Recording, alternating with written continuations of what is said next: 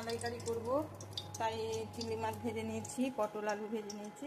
পটল দেবো, যারা আলু খাবে না তারা পটল খাবে। আর এখানে তেল গরম হয়ে গেছে, একটু গোটা গরম মশলা দেবো। মশলা পেস্ট করে নিয়েছি।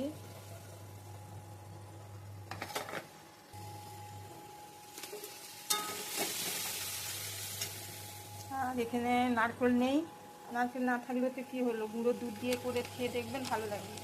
একটু জলে গুঁড়ো দুধ মিশিয়ে নেব।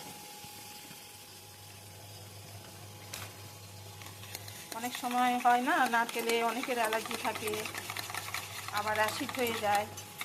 আপাতত আমাদের বাড়িতে এখন নারকেল নেই, পেয়ে যাবেই গরমে বাজারে। গুঁড়ো দুধ ছিল, গুঁড়ো দুধ দিয়ে করবো।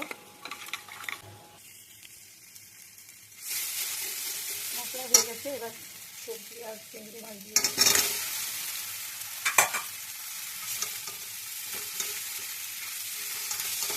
লবণ দেবো। মশলা বলতে রসুন আদা পেঁয়াজ দিয়েছি, একটা টমেটো দিয়েছি।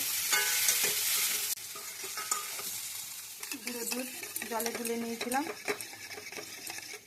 এবার দিয়ে দেবো এটা।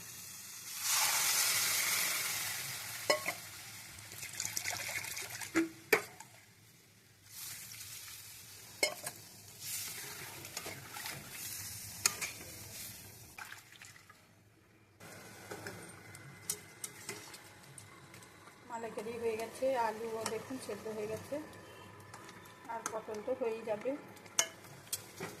চিংড়ি মাছগুলো দেখে মালাইকারি করতে ইচ্ছে করলো, তাই গুঁড়ো দুধ দিয়ে করে নিলাম।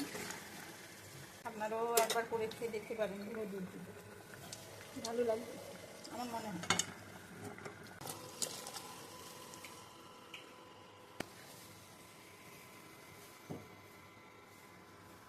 কারণ নারকেল সবসময় বাড়িতে থাকেও না, গুঁড়ো দুধ থাকলে করে নেবেন, করে খেয়ে দেখবেন।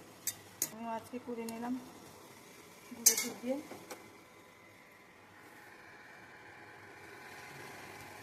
এইভাবে একদিন গুঁড়ো দুধ দিয়ে খেয়ে দেখবেন, আমার যতদূর মনে হয় ভালো লাগবে।